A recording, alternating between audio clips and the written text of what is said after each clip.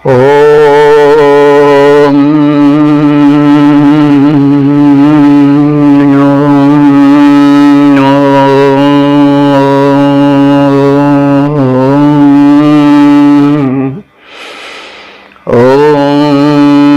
विश्वानिदेव सवितरुर्दुरितानि परासुव यद्भद्रं तन्नयासु। ओम भद्रं कर्णेभिः शृणुयाम देव भद्रं पश्येमाक्षिभिर्यजत्राः स्थिरैरङ्गैस्तुष्ट्वांसस्तनुभिर्व्यसेमा देवहितं यदायुः। ओम असदोमा सद्गमय तमसोमा ज्योतिर्गमय मृत्योर्मामृतं गमय।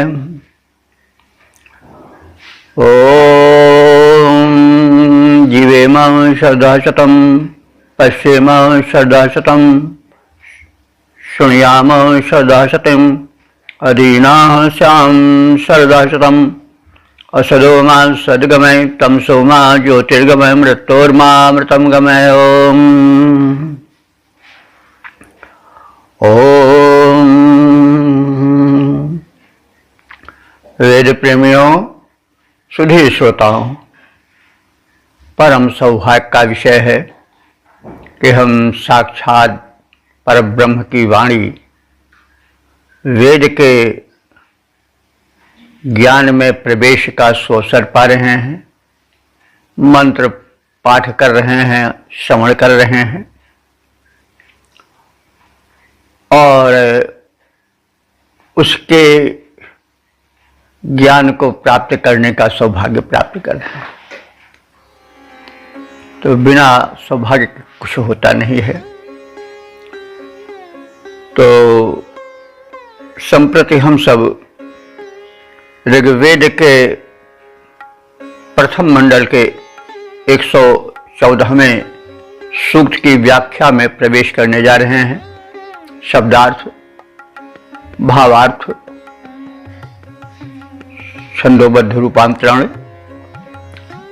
यथोचित टीका टिप्पणी आदि प्रस्तुत व्याख्या के क्रम में होती रहती है, इसमें भी होगी। तो इस प्रथम मंडल के 114वें सूक्त में कुल 11 मंत्र हैं और 10 और 11 संख्यक मंत्र त्रिष्टुम में है, शेष जो हैं जगती छंद में निबद्ध हैं। सभी मंत्रों के दृष्टा ऋषि हैं कुत्स आंगिरस और देवता हैं रुद्र। तो प्रथम हम देवता विषयक अवधारणा से परिचित हो लें। परम आवश्यक है कि जब तक देवता विषय का क्लियर कंसेप्शन नहीं रहता तब तक अर्थ में प्रवेश थोड़ा कठिन रहता है। तो रुद्र शब्द से तो लगभग सभी लोग परिचित हैं। आज भी रुद्र की उपासना होती है, रुद्राष्टाध्यायी का पाठ होता है। तो लेकिन ऋग्वेद के रुद्र में और आज जो प्रचलित रुद्र रूप है उसमें कुछ अंतर आप इस सूक्त में देखेंगे। रुद्र का अर्थ होता है रोदयति दुष्टान इति रुद्र। और सायण ने इस रुद्र शब्द की व्युत्पत्ति की है कि रोदयति सर्वम अंतकाले इति रुद्र। अंतकाल में जो सबको रुलाता है वह रुद्र है। तो रुद्र का जो है वो संहारक रूप इसमें प्रतिबिंबित होता है। तो रुद्र देवता जो है वे मरुतों के पिता कहे गए हैं ऋग्वेद में। मरुत 49 होते हैं, आंधी तूफान ये जो बाउंडर आदि उठते हैं ये सब मरुत ही हैं। मरुत की विशिष्ट परिभाषा पिछले एपिसोड्स में की गई है, इसलिए देवता संबंधी अवधारणा के लिए तथा अन्य तथ्यों के परिज्ञान के लिए पिछले एपिसोड्स को भी देखना आवश्यक रहता है। तो इसमें रुद्र का जो रूप है वो जटाधारी बताया गया है। तामस प्रकृति तो उनकी इसमें स्पर्श है। तमस प्रकृति का अर्थ हुआ कि वे संहारक हैं, विनाशक हैं, लेकिन अनावश्यक विनाशक नहीं हैं, दुष्टों को सजा देते हैं। तो लेकिन ये बात ध्यान देने काबिल है कि रुद्र का जो वर्तमान रूप है, जिसमें उनको कहा गया है कि वे कैलाश पर निवास करते हैं, हाथ में त्रिशूल धारण किए रहते हैं, डमरू बजाते हैं और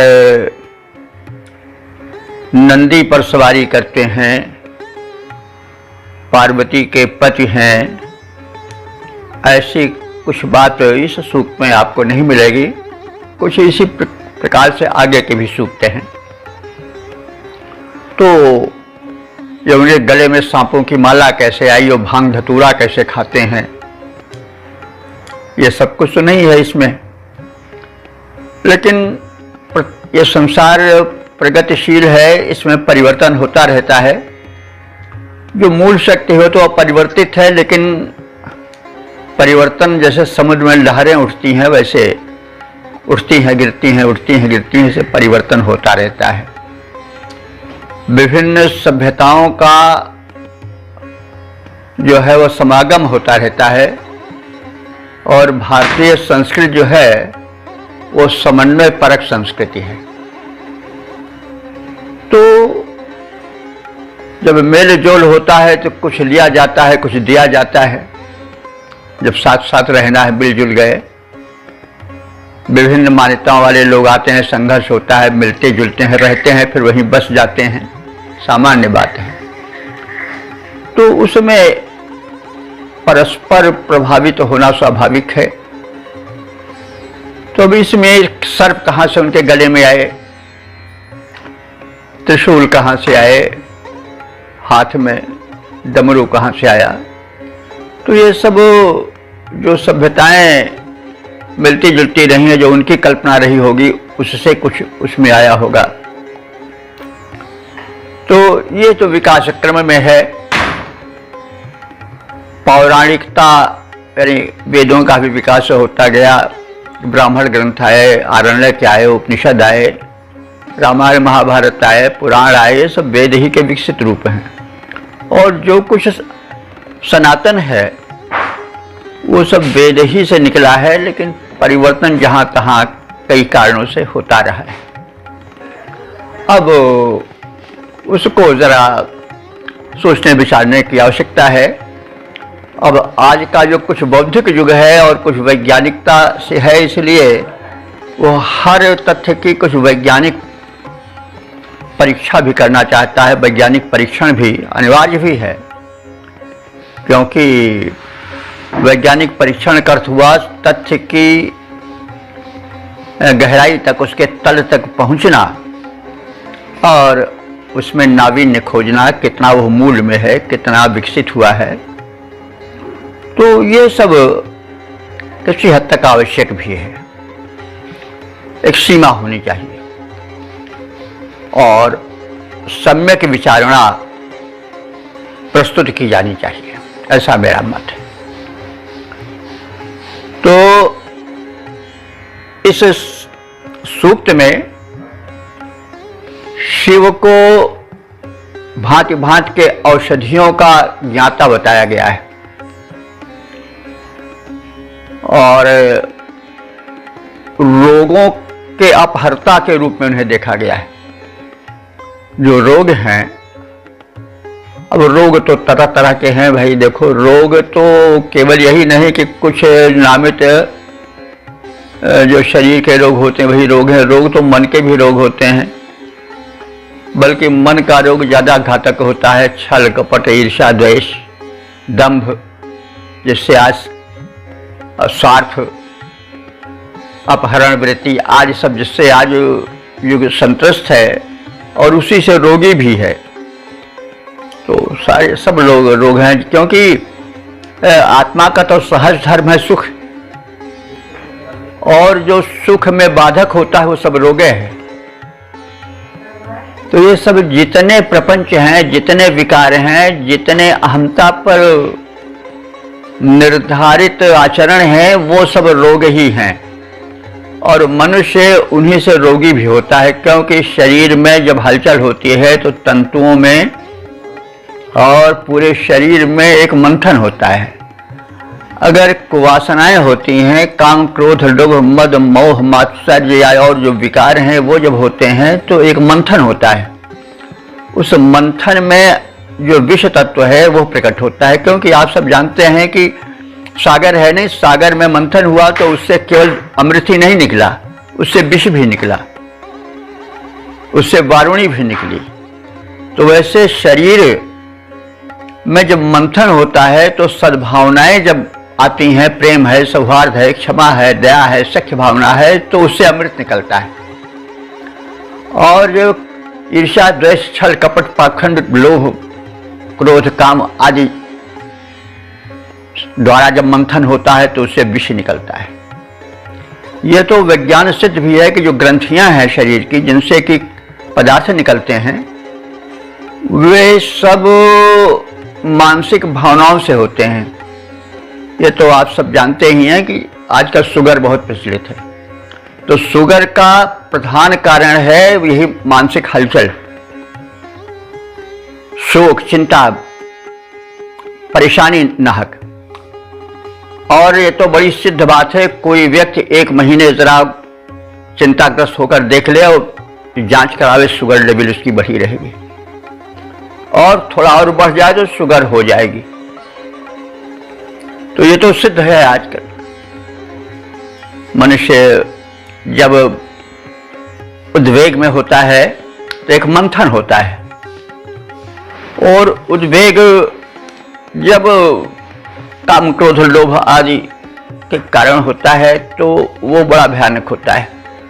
वो उद्वेग जो कि परमात्मा के प्रेम में है वो तो अलग चीज है, जो सात्विक है।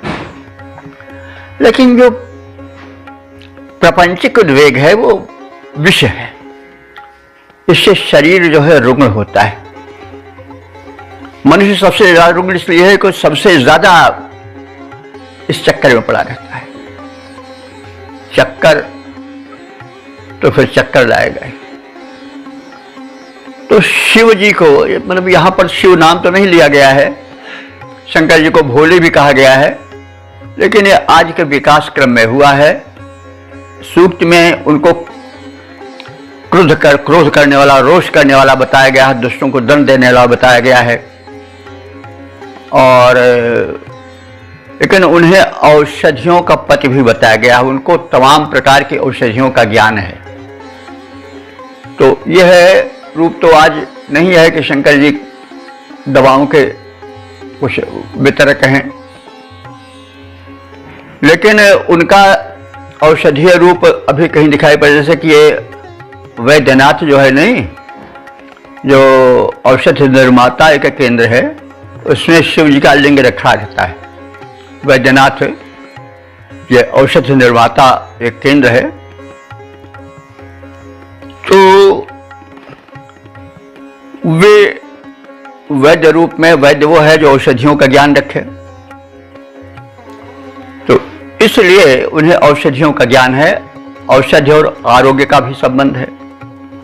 और धर्मार्थ का मोक्षाणाम आरोग्यम मूलमुत्तमम, धर्म अर्थ काम और मोक्ष, इन चारों पुरुषार्थों का जो मूल है वो क्या है? आरोग्य।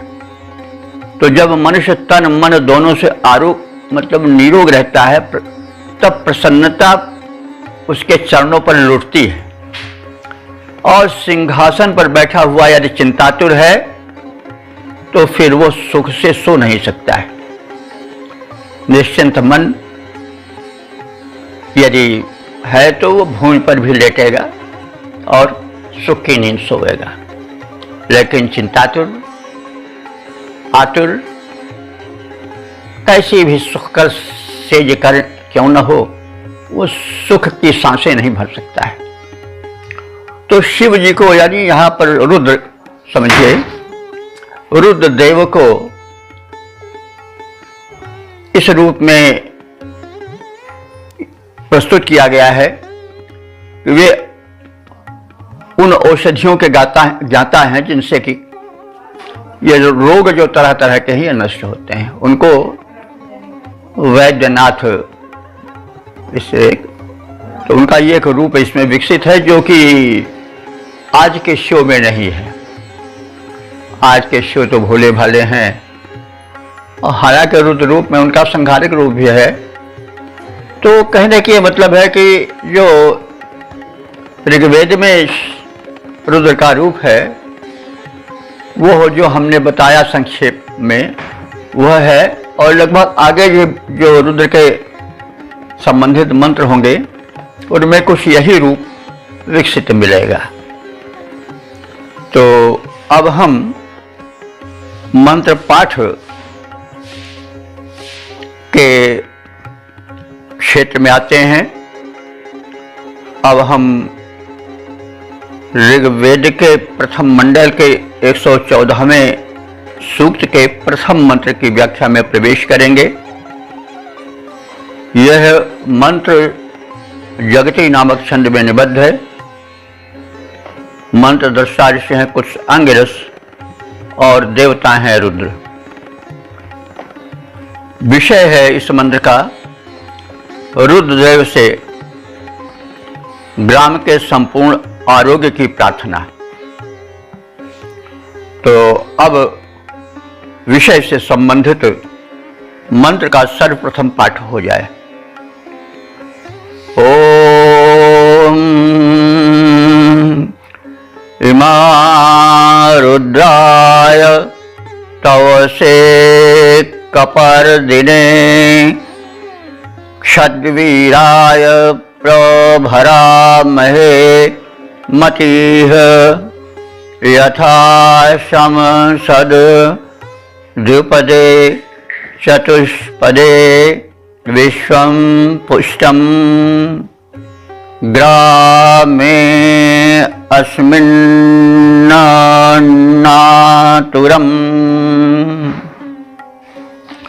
शब्दार्थ से परिचय प्राप्त करें।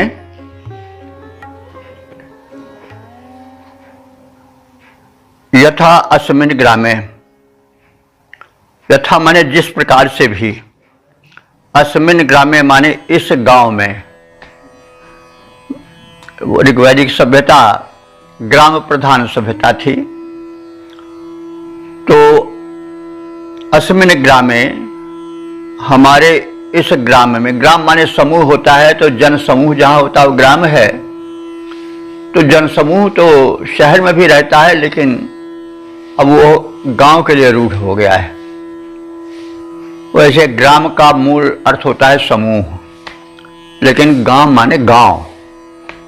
तो अस्मिन् ग्रामे, हमारे इस गांव में, यथा माने जैसे भी, विश्वम पुष्टम अनातुरम असत, जैसे भी यह संपूर्ण ग्राम, विश्व माने होता है संपूर्ण, सारा का सारा, जैसे सारा का सारा जन समूह या ग्राम पुष्टम, पुष्ट हो, मजबूत हो, अनातुरम माने आरोग्य से भरा हो, रोगी ना हो, निरोग हो, और अनातुर यानी परेशान ना हो। तथा ही, वैसे ही, जैसे संपूर्ण मनुष्य निरापद हो, हृष्टपुष्ट हो, निरोग हो, वैसे ही द्विपद, द्विपदे माने उस गांव में रहने वाले जो दो पैर वाले हैं, दो पैर वाले मनुष्य ही हैं, पक्षी के भी दो पैर होता है। तो जिससे कि दो पैर वाले अर्थात मनुष्य, चतुष्पदे चार पैर वाले अथवा ये पशु वर्ग,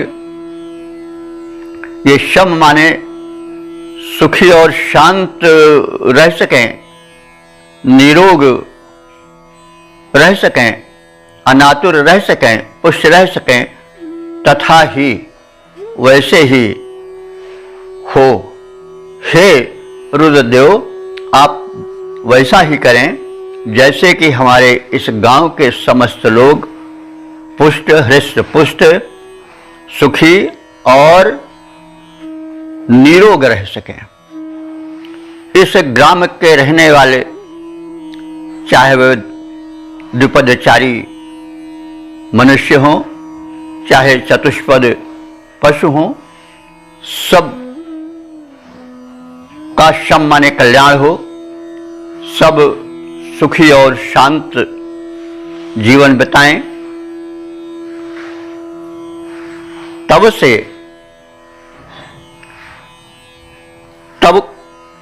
तब कहते हैं शक्ति को ताब। ताब आज बोला जाता है, आज भी ताब शब्द होता है, इनमें कोई ताब नहीं है। तो ताब से माने शक्ति के लिए।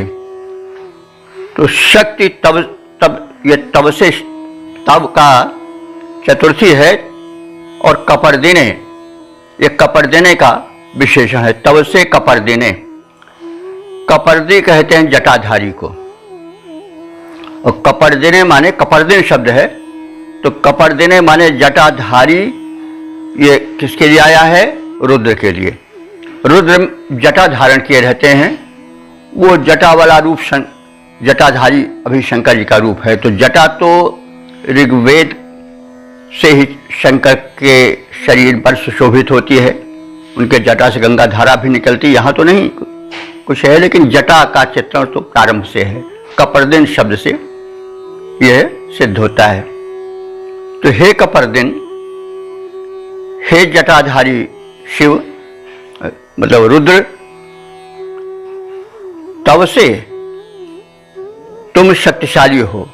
तो तब से कपर्दिने माने जटाधारी रुद्र के लिए। क्षयद्वीराय, क्षयद्वीराय माने वीरों को आश्रय देने वाले रुद्र के लिए। क्षयद्वीराय, तो क्षय कहते हैं, हम पिछले एपिसोड में कहते आ रहे हैं कि क्षय शब्द जो है वेद काल में आवास के लिए प्रयोग होता था। आज तो क्षय शब्द जो है वो अच्छे अर्थ में नहीं आता, विनाश के अर्थ में आता है। लेकिन ऋग्वेद में क्षय शब्द प्रायः जो है वह आवास के लिए आया है। तो क्षयद वीराय, जो वीरों को आश्रय देने वाले हों। वीर माने पुत्र भी होता है। तो रुद्र जो हैं वे, उनके जो पुत्र हैं वे मरुत माने जाते हैं। तो मरुतों को आश्रय देने वाले हैं, यानी मरुत उनके पुत्र हैं, तो पुत्र को आश्रय दिया जाता है। तो वे जो रुद्र हैं वे कपर्दी हैं, जटाधारी हैं, और क्षयद्वीराय वे वीर पुरुषों को आश्रय देने वाले हैं, अथवा वीर मरुतों को जो उनके पुत्र हैं उनके आश्रयदाता हैं।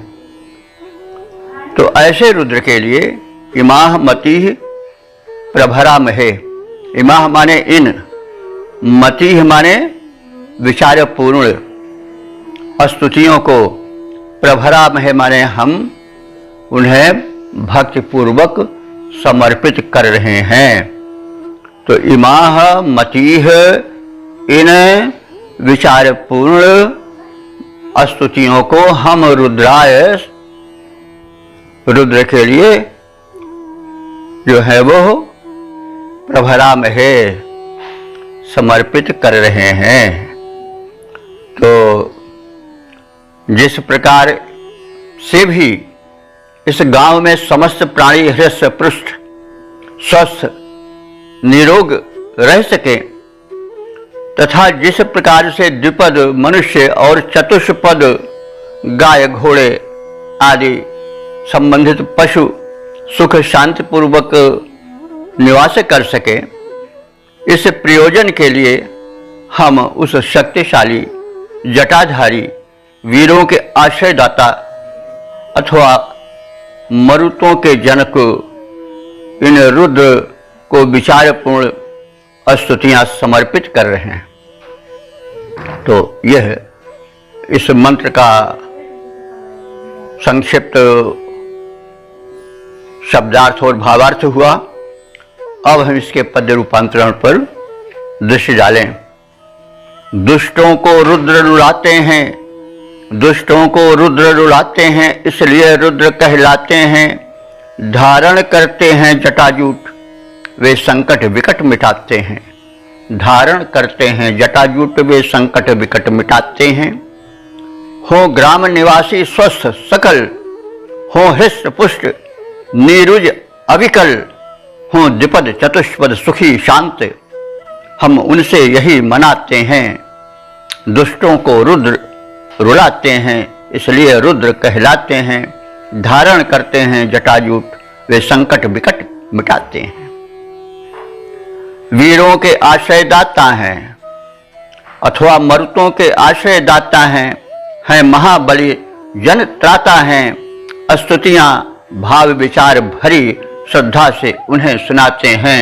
स्तुतियां भाव विचार भरी श्रद्धा से उन्हें सुनाते हैं।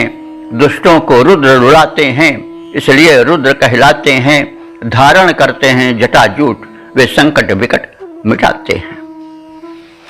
ओम वेद प्रेमियों, सुधी श्रोताओं, संप्रति हम सब ऋग्वेद के प्रथम मंडल के 114वें सूक्त के दूसरे मंत्र की व्याख्या में प्रवेश करने जा रहे हैं। यह मंत्र जगती नामक छंद में निबद्ध है। मंत्र दृष्टा ऋषि हैं कुछ अंगरस और देवता हैं रुद्र। इस मंत्र का शीर्षक अथवा विषय है आरोग्य प्रदायक रुद्र। अब संबंधित मंत्र का सर्वप्रथम पाठ हो जाए। ओम मृडा नो रुद्रोत नो मयस्कृधि क्षयद्वीराय नमसा विधेम ते यच्छं च यस्य मनुरायेजे पिता तदस्याम तव रुद्र प्रणीतिषु। शब्दार्थ से परिचय प्राप्त करें।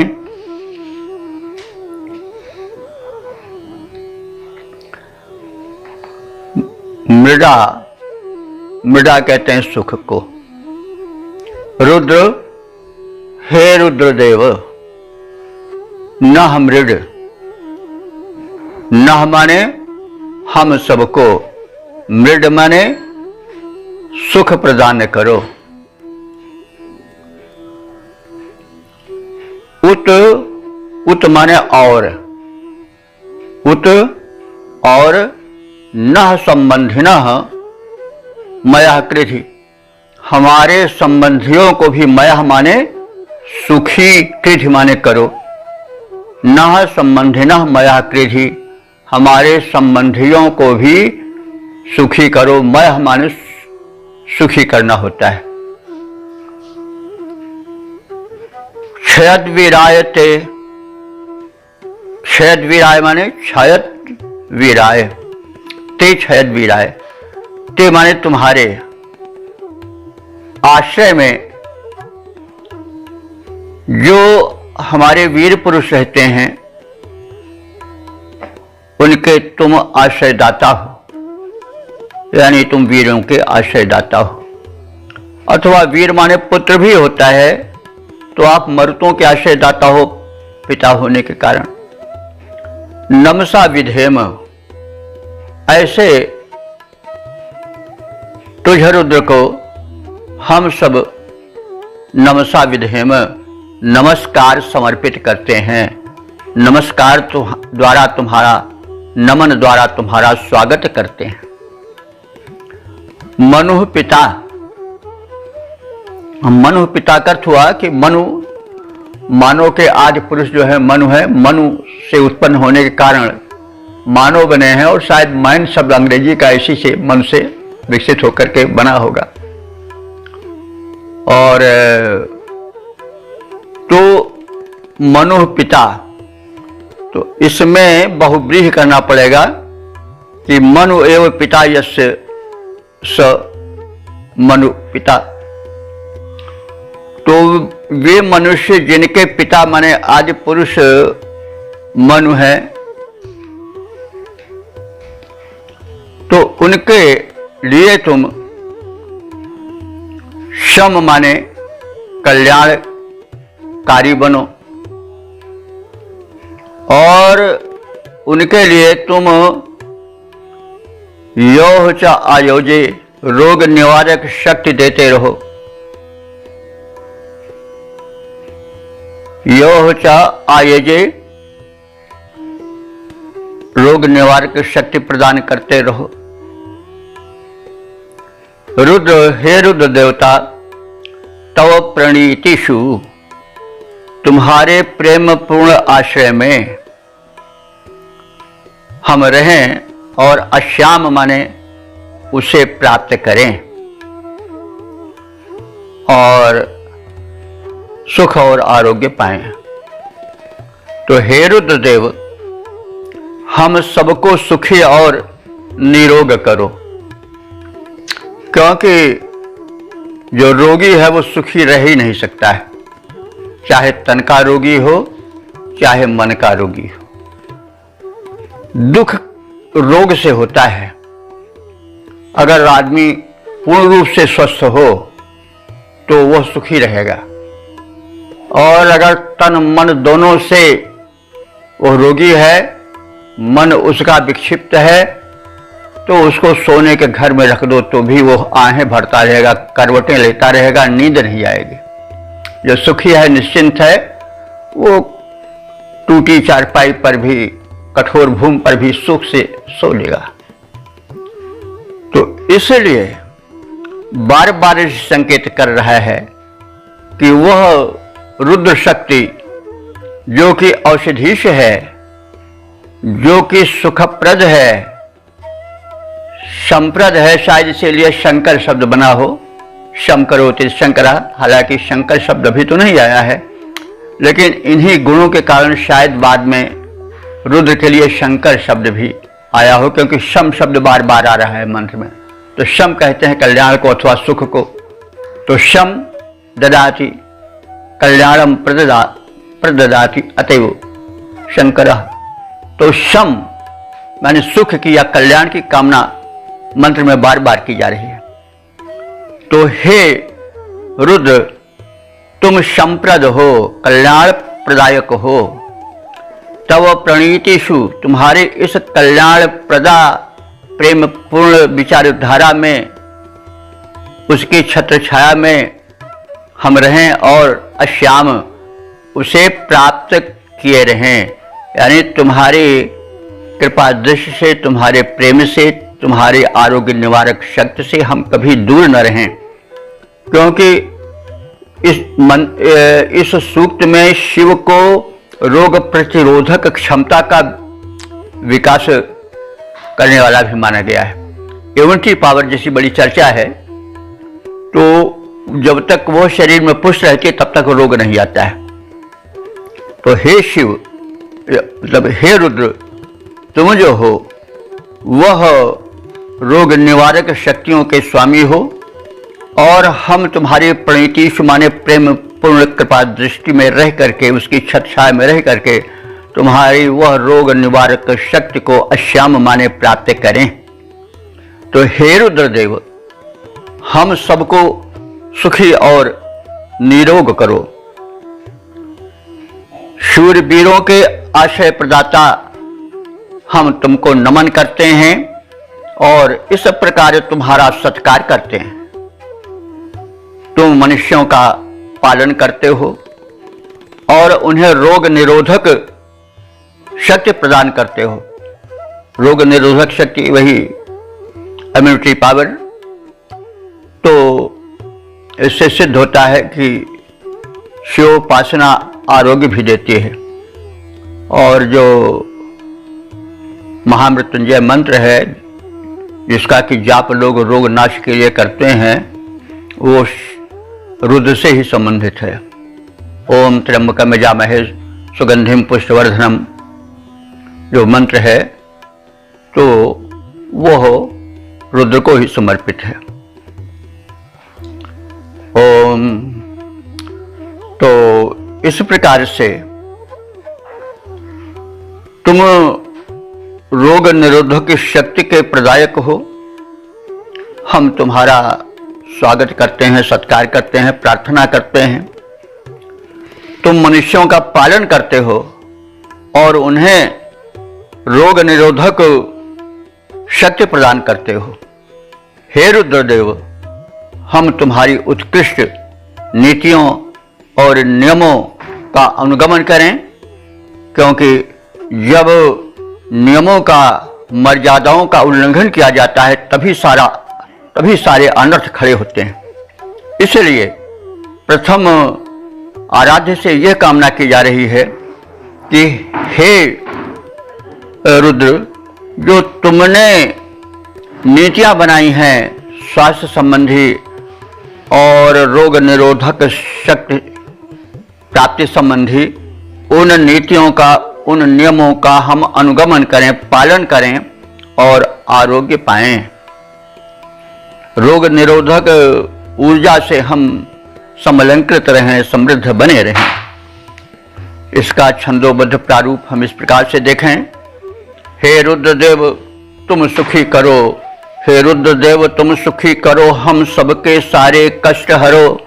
अनुगमन तुम्हारा करें और तुम दोष द्वंद्व दुख दुरित हरो।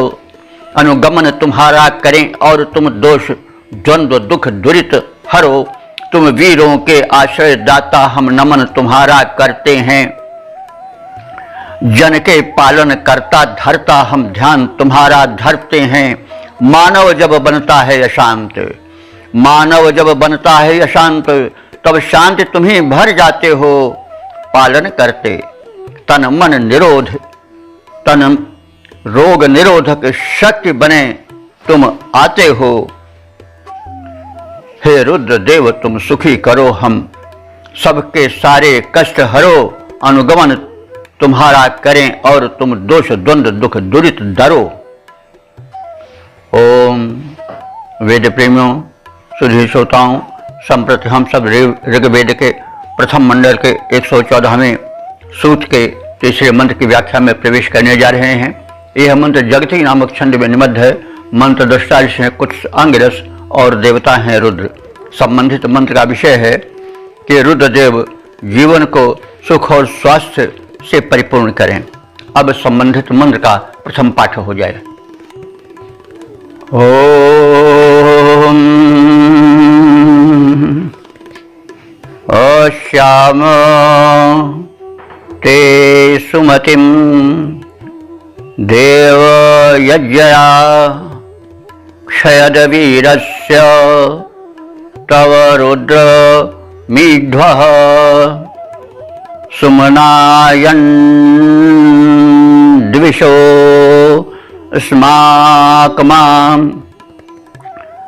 चरारिष्टवीरा जुह्वाम ते हविः। शब्दार्थ से परिचय प्राप्त करें। मीढ्वः रुद्र, मीढ्वा कहते हैं सुखकारी, सुखदायक। रुद्र हे सुखप्रद रुद्र देवता। क्षयद वीरस्य, तुम वीरस्य क्षयद, वीर पुरुषों के आश्रयदाता हो। क्षय जैसे कहा गया है आश्रय के लिए आता है, तो तुम वीरस्य क्षयद, तुम वीरों के आश्रयदाता हो। ते सुमतिम अश्याम, तुम्हारी सुमति को यानी तुम्हारी अनुग्रहात्मक विचार की छाया में अश्याम हम निवास करें अथवा उसको प्राप्त करें। अश्याम माने प्राप्त करें। ते सुमतिम अश्याम हम तुम्हारी अनुग्रहात्मक आश्रय की छाया में रहें अथवा उसे प्राप्त करें। ते सुमतिम अश्याम, अश्याम माने प्राप्त करना। तो अस्माकम विषह, अस्माकम माने हम सब की, हम सब उपासकों की। विषह माने प्रजाएं। प्रजा का अर्थ राजा प्रजा के अर्थ में भी आता है, प्रजा संतान के अर्थ में भी आता है। प्रजा इसलिए कहा जाता है कि राजा से अपेक्षा की जाती है कि वह पब्लिक को, प्रजा को अपना पुत्र ही माने। तो मनुष्य के तो कुछ सीमित पुत्र होते हैं, 1, 2, 10 ज़्यादा से ज़्यादा, लेकिन उस परमात्मा के तो अगणित संतानें हैं। तो वो सबका स्वामी है, सबका पिता है। तो प्रजा संतान को कहते हैं। और प्रसंग में अगर राजा के आवे तो प्रजा भी अर्थ ले सकते हैं, जिसको आज हम मतलब शासित वर्ग कहते हैं। तो प्रजा शब्द बड़ा ही सार्थक और सटीक है। प्रजा कह करके राजा से को यह संकेतित किया गया है कि वह पब्लिक को अपना शासित न माने, अपना गुलाम न माने, बल्कि अपना पुत्र माने। तो तभी वो जो है वह सही रूप में नृप कहा जा सकता है। तो प्रजा माने संतान। तो यहाँ पर किसी राजा का या किसी शासक का वर्णन नहीं है, इसलिए प्रजा का अर्थ संतान ही लेना समुचित है। तो विषह, अस्माकम विषह, हमारी संतानें या हमारी प्रजाएं। देव यज्ञया सुमनायन, अपने देव यजन द्वारा सुमनायन माने सुख प्राप्त करती हुई। इत आचरण करें अथवा अपने देवजन से प्रसन्न हुआ तो हम अपने प्रजाओं को, मनुष्यों को जो हो वो सुमनायन माने सुख देते रहो। सुमन सुख को कहते हैं, सुमनायन सुख देते हुए। तो ते देव यज्ञया, जो तुम्हारे देव यज्ञ से यानी देव यजन में संलग्न रहते हैं, तुम्हारे लिए यज्ञादिक शुभ कर्म करते हैं, उनको तुम सुख की छींटों से सराबोर करते रहो, सुखप्रद बने रहो। इत आचरण, और हमारे अनुकूल तुम्हारा हे देव आचरण हो, यानी हमारे अनुकूल आपकी कृपा दृष्टि बनी रहे, व्यवहार बना रहे। अरिष्ट ही ना अरिष्ट वीरा, हमारे जो वीर हैं, हमारी जो संतानें हैं, या जो हमारे वर्ग के वीर पुरुष हैं, वो अरिष्टा माने अनिष्ट से दूर रहें, वे सुरक्षित बने रहें। और एतदर्थ हम सब ते हवि जुह्वाम, तुम्हारे लिए हवि का आयोजन कर रहे हैं, हविष्य अर्पण कर रहे हैं। तो देवों को हव्य दिया जाता है, आहुति दी जाती है। उस आहुति से देव तृप्त होते हैं और देव शक्तिशाली बनते हैं। आज आहुति का अभाव हो गया है, इसलिए मनुष्य रोग शोक से सदैव जो है वह आहत हो रहा है। क्योंकि हव्य में सुगंधित द्रव्य, औषधीय द्रव्य जब निकलते हैं तो पर्यावरण का शोधन होता है। और देव शक्तियाँ क्या हैं? जो जल है, पवन है, आकाश है, पृथ्वी है, सब देव शक्तियाँ हैं। तो जब ये पर्यावरण में शोधित रूप में रहती हैं तो आरोग्य रहता है, और आरोग्य जब रहता है तो सुख रहता है। क्योंकि जो पूर्ण स्वस्थ है उसे दुख होता ही नहीं, दुख हो ही नहीं सकता है। दुख उसी को होता है जो तन से रोगी होता है या मन से रोगी होता है। तो मन जब खिन्न हो तो समझ लो कि रोग है। अरे खिन्न क्यों होता है? काम से, क्रोध से, लोभ से, मोह से, ईर्ष्या से, द्वेष से, ये सब रोग हैं। ये सब रिपु हैं, शत्रु हैं, षड्रिपु इन्हें कहा गया है। तो जब तुम दुश्मनों को स्थान दोगे तो क्या आशा करते हो कि तुमको सुख से बैठने देंगे? इसलिए इन दुश्मनों से निपटो जो कि आधि और व्याधि के कारण है। तो उस रुद्र से प्रार्थना की जा रही है कि हम और हमारे संबंधियों को, पुत्र पौत्रों को तुम संपूर्ण आरोग्य प्रदान करो। हम एतदर्थ हविः जुह्वाम, हविष्य का अर्पण कर रहे हैं और हविष्य के अर्पण करने का स्वाद देव शक्तियों को प्रसन्न करना। और वेद में यज्ञ का बहुत महत्व है और आज भी शुभ कर्म में हवन का होना आवश्यक होता है। यह अगर सदैव होता रहे, नित्य होता रहे किसी न किसी घर में, सब घर में नहीं तो मोहल्ले में होता रहे, रोज हो तो बड़ा अच्छा है, नहीं तो कुछ न कुछ हर घर में रोज हवन हो तो उससे बड़ा कल्याण होगा। इसलिए वेदों में हव्यार्पण को, आहुति कर्म को बड़ा महत्व दिया गया है। प्रत्येक शुभ कर्म में आहुति अवश्य होती है। यूँ तो नित्य नैमित्तिक नियम होना चाहिए आहुति देने का, पहले चलता था। कुछ नहीं तो हम लोग छोटे थे तो हमारे जो थे पितामह वे अग्नि में आहुति डालते थे, अगियार करते थे। धूप और घृत, धूप की लकड़ी मिला करके घृत में मिलाए रहते थे, गुड़ मिलाए, घृत गुड़ मिला हुआ यह धूप यानी काष्ठ है, उसकी अग्नि में आहुति देते थे। थोड़ी ही मात्रा में रहती लेकिन कुछ न कुछ होती थी और हर घर में होती थी। तो कुछ न कुछ वृक्ष थे, उनसे शुद्ध जो है वो ऑक्सीजन आती थी, प्राणवायु मिलती थी। तो उन सब का अभाव हो गया है। इसीलिए मनुष्य की जो रोग निरोधक शक्ति है, इम्यूनिटी पावर है, वो क्षीण हो गई। इसलिए थोड़े से धक्के से भी आदमी अस्वस्थ होकर के परेशान हो जाता है, रोगी बन जाता है, दुखी हो जाता है। तो हे अभीष्ट वर्षक प्रचुर सुख प्रदायक रुद्रदेव, तुम्हें वीरों के आश्रय दाता हो। हम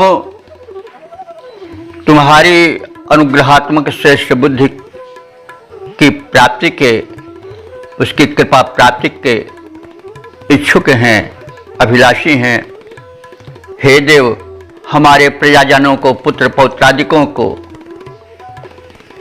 जो है वो तुम श्रेष्ठ यजन कर्मों में प्रेरित करो और हम तुम्हें हर्षित होकर हव्यान समर्पण करते रहें। अनुकूलता का यह परस्पर चलने वाला वातावरण बना रहे। हमारे वीर पुरुष अथवा वीर पुत्र अक्षय स्वास्थ्य और बल को प्राप्त करते रहें। वे कभी नष्ट न हो, कभी मलिन न हो। हम एतदर्थ तुम्हारी प्रसन्नता हेतु आहुति समर्पित कर रहे हैं। इसका पद्य रूपांतरण देखें। हे रुद्रदेव सुखदाता हो, वीरों के आश्रय दाता हो।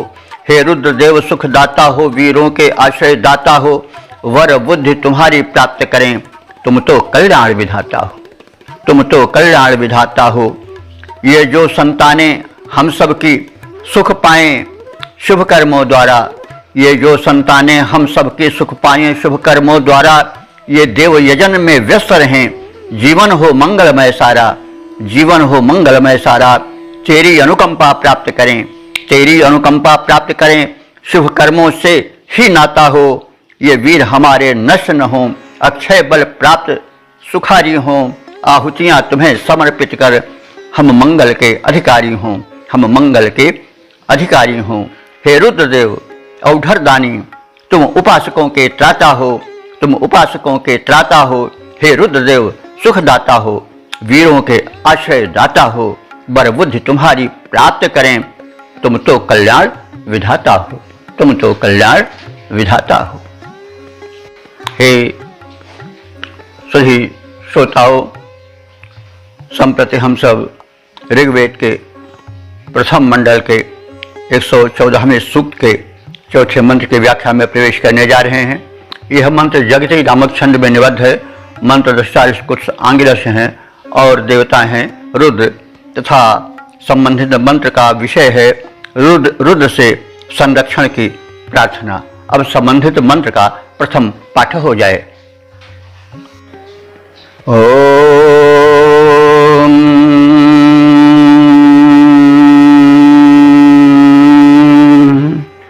त्वेषं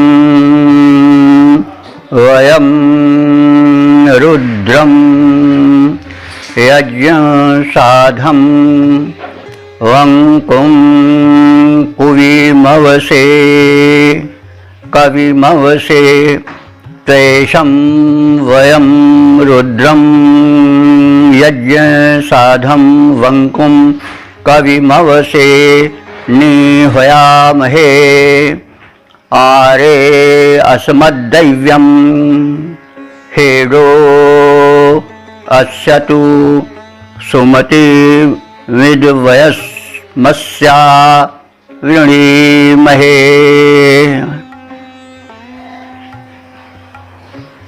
शब्दार्थ से परिचय प्राप्त करें। त्वेषम, त्वेषम कहते हैं तेजस्वी को, और तेजस्वी यहाँ पर रुद्र का विशेषण है, यज्ञ का भी विशेषण बन सकता है। तो यज्ञ साधम, यज्ञ सत्कर्म के साधक। यज्ञ को हम जानते हैं, लेकिन यज्ञ श्रेष्ठतमम कर्म, यज्ञों वही श्रेष्ठतमम कर्म। जितने श्रेष्ठ कर्म हैं वो सब यज्ञ ही हैं, और यज्ञ एक सनातन धर्म है। प्रकृति यज्ञ ही कर रही है। सूर्य तप रहा है, प्रकाश दे रहा है, ऊष्मा दे रहा है, समुद्र का जल वाष्पित होकर ऊपर उठ रहा है, पर्जन्य बन रहे हैं, वृष्टि हो रही है, धरती उन पदार्थों को जिनको बीज रूप में वह संकलित किए थी उनमें अंकुरण हो रहा है, फल फूल रहा है, यानी सृष्टि अनवरत पवन प्रवाहित हो रहा है। इस प्रकार से समग्र दिव्य शक्तियाँ नित्य यज्ञ ही कर रही हैं। तो यज्ञ तो एक शाश्वत धर्म है, इसलिए यज्ञ को बड़ा महत्व दिया गया है। और यज्ञ को हम व्यापक रूप में लें, धर्म को हम एक संकुचित घेरे में न बांधें। जब हम किसी दिन करके उसको कह रहे हैं यही धर्म है, जब हम उसको मंदिर मस्जिद के घेरे में बंद करके धर्म को छोड़ देते हैं किसी औपचारिक कर्म के, पूजा पाठ के, और उसके बाद फिर भूल जाते हैं मानव धर्म को, तो वहीं हम भ्रांत हो जाते हैं, वहीं भटक जाते हैं। तो धर्म किसी घेरे में नहीं बंद रहता। धर्म व्यापक है, आकाश की भांति सर्वत्र फैला है। जहाँ कर्तव्य है, जहाँ पर कर्म है, जहाँ पर जो उचित है, वो प्रत्येक कार्य धर्म है, वो प्रत्येक कार्य यज्ञ है, और इसलिए यज्ञ ही धर्म है। तो ये समझना चाहिए। तो त्वेषम तेजस्वी यज्ञ साधम, सत्कर्म के साधक, वंकुम माने चपल स्फूर्ति युक्त, कविम रुद्रम, कवि रुद्र को। तो ये सब विशेषण है किसके? रुद्र के। तो रुद्र कैसे हैं? त्वेषम परम तेजस्वी हैं। और कैसे हैं? यज्ञ साधम, यज्ञ यानी सत्कर्म के साधक हैं, अथवा सत्कर्म द्वारा साधे जा सकते हैं, वश में किए जा सकते हैं। वंकुम, बंकु माने चपल हैं, स्फूर्त युक्त है, अथवा बंक माने टेढ़ा भी होता है, गलत काम करोगे टेढ़े भी हो जाएंगे, क्रुद्ध भी हो जाएंगे। तो वे वंकुम हैं। और कैसे हैं? कवि हैं। कवि का अर्थ होता है कम वितरति इति कवि, जो आनंद का वितरण करे वह कवि है। कम माने आनंद होता है, एकाक्षरी शब्द है, तो उसके अर्थ होते हैं कि जो आनंद वितरण करे वो कवि है। तो काव्य में ज़्यादा आनंद आता है, इसलिए वो रूढ़ हो गया एक छंद रचना करने वाले व्यक्ति के लिए।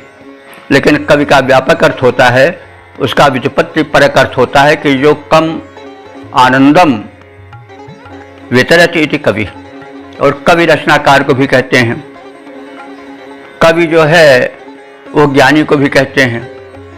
तो रुद्र कैसे हैं? कवि हैं, आनंद वितरक हैं और रचनाकार हैं और ज्ञानी हैं। और कैसे हैं? त्वेषम, तेजस्वी हैं। और कैसे हैं? यज्ञ साधम, शुभ कर्मों की साधना में सहायता करने वाले हैं, अथवा यज्ञ से साधे जा सकते हैं, शुभ कर्म से वश में किया जा सकते हैं। और कैसे हैं? वंकु हैं, चपल हैं, अछूत युक्त हैं, अथवा दुष्कर्मियों के लिए टेढ़े भी हैं, उनको दंड देने वाले भी हैं। तो ऐसे रुद्रदेव को वयम, हम सब, अवसे, अवसे माने रक्षार्थ, अव माने रक्षा होता है, अवसे संप्रदान अर्थ में चतुर्थी है। तो एतादृशं रुद्रम वयम अवसे, हम सब रक्षा के लिए निह्वयामहे, आवाहन करते हैं। तो संरक्षण के लिए हम उनका आवाहन करते हैं, उनसे प्रार्थना करते हैं, उन्हें बुलाते हैं। तो दैव्यम हेडः, और उनसे निवेदन करते हैं कि वे दैव्यम हेडः, दैव्यम माने देव संबंधी, हेडः माने क्या होता है? क्रोध, हेड माने क्रोध होता है।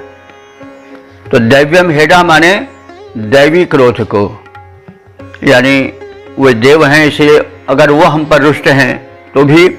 और दैव्य माने जो दिव्य शक्तियां हैं, जल हैं, पवन हैं, अथवा और आगे बढ़ें जिनको हम ज़्यादा इस समय चर्चा के विषय बनाए हुए हैं, वो शनिदेव हैं, मंगल देव हैं, चंद्रदेव हैं, ये जो भिन्न नक्षत्र ग्रह हैं ये भी देव हैं।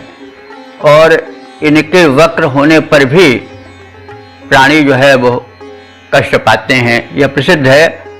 और ग्रह शांति होती है, और यह एक विज्ञान है। यदि उसको कहने सुनने वाला भटका नहीं हुआ है, सही ज्ञानी है, तो विज्ञान या जो उसी को ज्योतिष के अंतर्गत आज माना जाता है, सत्य है। इसको तो हम देखते हैं कि चंद्रमा सबसे निकट का पिंड है पृथ्वी से।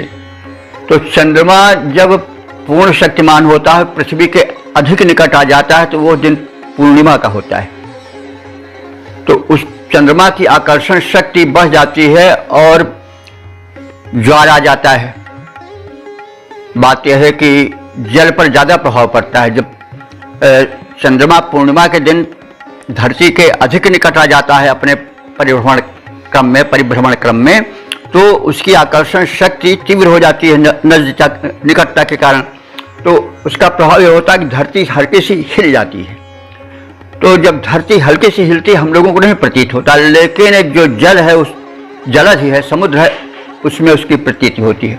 जैसे एक थाली में पानी भरा हुआ है, तो थाली में हल्का सा हिलाया जाए तो थाली तो भले न हिलती हुई प्रतीत हो, लेकिन जल में हिलकोरे उठने लगेंगे। इसीलिए पूर्णमासी के दिन जब धरती पर चंद्रमा का खिंचाव होता है, तो जल पर, जलराशि पर, समुद्र पर उसका विशेष प्रभाव पड़ता है। एक हलचल मच जाती है, ज्वार आ जाता है, ऊंची ऊंची लहरें उठने लगती हैं। तो देखिए प्रभाव पड़ा कि नहीं पड़ा। और ये देखा जाता है कि पूर्णमासी के दिन पागलों का दिमाग ज़्यादा खराब हो जाता है। ये तो सब देखा जाता है, आज सिद्ध है।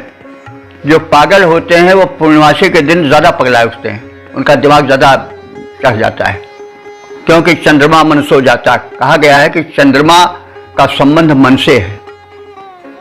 और अमावस्या के दिन पागलों के दिमाग ज़्यादा ठीक रहता है, क्योंकि अमावस्या के दिन चंद्रमा बहुत दूर चला जाता है और उसका जो प्रभाव है वो कुछ कम हो जाता है। इसी तरह से ये है, जैसे एक समाज में तमाम व्यक्ति हैं, पड़ोसी हैं, तो उनका प्रभाव हर व्यक्ति पर पड़ेगा। अगर पड़ोसी गलत है तो गलत प्रभाव, अगर सही है तो सही प्रभाव। तो ये सब धरती और जितने ग्रह नक्षत्र हैं सब पड़ोसी हैं ना, सबकी किरणें हैं, सब अपना प्रभाव डालते हैं एक दूसरे पर, एक दूसरे की आकर्षण शक्ति से सब टिके हुए हैं और सब एक दूसरे से संबंध है। ये एक मंडल है तारकों का जो कि अगणित है, असंख्य है। तो ये सभी तारक, पृथ्वी भी दूसरे पर प्रभाव अपना डालती है। जो चंद्र ग्रहण होता है या सूर्य ग्रहण होता है उसमें पृथ्वी का भी हाथ रहता नहीं, चंद्रमा कम दिखाई पड़ता है, सूर्य कम दिखाई पड़ता है।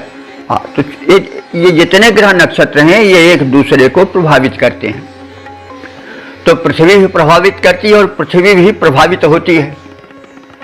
जो सूर्य हैं, चंद्र हैं, मंगल हैं, शनि हैं, बुध हैं, राहु हैं, केतु हैं, तो ये तो आप सब जानते हैं कि ये सौर परिवार के हैं।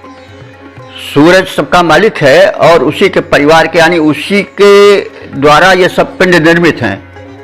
सौर परिवार में आते हैं, हमारी पृथ्वी आती है, चंद्रमा भी है और बृहस्पति है, बुध हैं, मंगल हैं, शनिश्चर हैं, राहु केतु हैं। ये सूर्य की परिक्रमा करते हैं।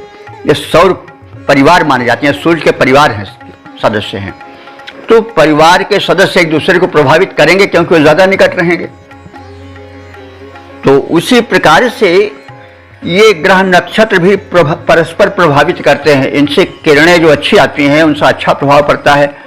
और प्रकृति से ही तो शरीर भी बना है, यथा पिंडे तथा ब्रह्मांडे। जैसा ब्रह्मांड है उसी के अंश पिंड है। जल छित पावक गगन समीरा पंचरित अधम शरीरा। अरे देख लिए, विचार कीजिए, शरीर है, उसमें मांस का टुकड़ा एक आंख है, उसमें भैया ज्योति आ गई। एक मांस का टुकड़ा कान में है, उसमें श्रवण शक्ति आ गई। वही त्वचा है और उसमें जो है वो क्या शक्ति आ गई कि वही साहब छूने की, छू करके हम जान जाते हैं कैसा है, कठोर है, कोमल है, क्या है। रसना जो है वो भी एक मांसपिंड है, उससे हम जान लेते हैं मीठा है, तीता है, कड़वा है, कैसा है। नासिका से हम जान लेते हैं वो भी मांसपिंड ही है कि उसमें क्या है, कैसी सुगंध है, दुर्गंध है। तो कहने का यह मतलब है कि ये प्रकृति के ही अंश हैं, ब्रह्मांड के ही अंश हैं कि सब जो है वो शरीर में समाये हुए हैं और सब अपना अपना प्रभाव दिखाते हैं। तो यथा पिंडे तथा ब्रह्मांडे, यथा ब्रह्मांडे तथा पिंडे, तो ये सब मिले जुले हुए हैं। हमारा शरीर इसी ब्रह्मांड का एक अंश है, तो हम इसको अपने से अलग करके नहीं देख सकते हैं। तो इसलिए ये जो ज्योतिष विज्ञान है वो भी सही है। अब यह है कि जानने वाला अगर अनाड़ी है, नहीं जानता है, गलत, तो बात अलग है, लेकिन उसका प्रभाव पड़ता है। तो इसे अब यहाँ पर इस प्रसंग में बात इतनी कह दी गई कि हेडा माने होता है कोप। तो दैव्यम हेडा माने इन दैवी शक्तियों के, दैवी शक्ति जो हम अभी बता चुके हैं सब दैवी शक्तियां हैं। तो वे अगर प्रतिकूल होती हैं तो हमें हमारे जीवन में दुख आता है, अनुकूल होती है तो हमारे जीवन में सुख आता है। नहीं, हमारे जीवन के आरोहण और अवरोहण का बहुत कुछ कारण ये ग्रह नक्षत्र भी होते हैं। लोग कहते हैं कि भाई पुरुष हो तो बलवान, नहीं समय हो तो बलवान, और भिल्लन लूटी गोपिका सोई अर्जुन सोईबान। अर्जुन का वही बाण, वही धनुष है, वही शक्ति है जिसे थर्राता था युग। लेकिन राजस्थान के कचपे भीलों ने गोपिकाओं को लूट लिया, जिसको संरक्षण के लिए ला रहे थे द्वारिका से यहाँ हस्तिनापुर। तो वो अपने राज्य में ला रहे थे, तो रास्ते में राजस्थान पड़ा, वहाँ के भीलों ने उनको लूट लिया और अर्जुन कुछ नहीं कर पाए। तो क्या मतलब है, ये समय का फेर है। समय का मतलब हुआ ग्रह नक्षत्रों का भी प्रभाव मनुष्य के जीवन पर पड़ता है। तो हमने इसको थोड़ा विस्तृत इसलिए कर दिया कि हेडा माने क्रोध है, तो हम दैव्यम हेडा, दैवी क्रोध से बचें। तो दैवी क्रोध क्या है, यही ग्रह नक्षत्र पृथ्वी सब जो कुछ हैं ये सब देव हैं। इन्हीं लिए सबकी पूजा पृथ्वी माता है, देवी हैं। इसी तरह से आकाश पिता है और ग्रह नक्षत्र सब हैं। तो ये सब एक दूसरे पर प्रभाव डालते हैं, हम भी उसी के एक अंश हैं। सारे प्राणी, सारे पशु, सारे मनुष्य भी प्रकृति से नियंत्रित हैं। ऐसा नहीं कि स्वच्छंद हैं, नहीं तो फिर जन्म मरण का कर्म सुख दुख सब आता है तो इन्हीं प्रकृति के माध्यमों से आता है। तो यहाँ पर जो कोप होता है उनके प्रतिकूल होने का, उसके लिए हेडा शब्द आया है। हेडा माने क्रोध और दैव्य माने देव संबंधी। तो देव की व्याख्या भी हो चुकी है और समय समय पर होती रहती है। तो इसलिए कहा गया है कि दैव्यम हेडः अस्मत् आरे। जो देवता विषयक क्रोध है, प्रतिकूलता है, अथवा जो हे देव विशेष रुद्र तुम्हारी प्रतिकूलता है, असमत आरे। असमत माने हम सबसे, आरे माने दूर रहे। तो जो दैवी प्रकोप है वो हम सबसे दूर रहे। आरे, आरे से हो सकता है न्यारे शब्द विकसित हुआ हो। आरे माने दूर, अलग रहे। तो दैवी प्रकोप हम सबसे अलग रहे, इनसे हम सब बचे रहें, दूर रहें। तो अस्य सुमतिम इत विणीमहे, हम इस देवता की, इस रुद्रदेव की अनुग्रहात्मक सुमति बुद्धि कृपा की याचना करते हैं, हम उसको प्राप्त करते रहें, ऐसी हमारी प्रार्थना है। हे तेजस्वी, सत्कर्म, विधायक, स्फूर्ति युक्त, ज्ञानी, आनंदप्रद रुद्र, हम तुम्हारी प्रार्थना करते हैं। ये रुद्र हमें संरक्षण प्रदान करें, ये रुद्र हमें दैवी प्रकोप से रक्षित करें, बचाते रहें। हम उनकी उत्तम अनुग्रहात्मक मति, कृपा, अनुकंपा की कांक्षा करते हैं और हम उनकी अनुकंपा प्राप्त करते रहें, ऐसी हमारी प्रार्थना है। तो पद्य रूपांतरण का अवलोकन करें। हे ज्ञानी रुद्र, हे ज्ञानी रुद्र तेजधारी, दुख दोष रोष संकटहारी। हे ज्ञानी रुद्र तेजधारी, दुख दोष रोष संकटहारी, सत्कर्म विधायक दीप्तिमान स्फूर्त युक्त शुभ गुणधारी। प्रार्थना तुम्हारी करते हैं, संरक्षण हमें प्रदान करो, दैवी शक्तियां न रुष्ट रहें, अनुकूल करो, व्यवधान हरो। अनुकंपा उनकी बनी रहे, अनुकंपा उनकी बनी रहे, भव भय हारी मंगलकारी। हे ज्ञानी रुद्र तेजधारी, दुख दोष रोष संकट हारी, सत्कर्म विधायक दीप्तिमान स्फूर्त युक्त शुभ गुणधारी। ओम शम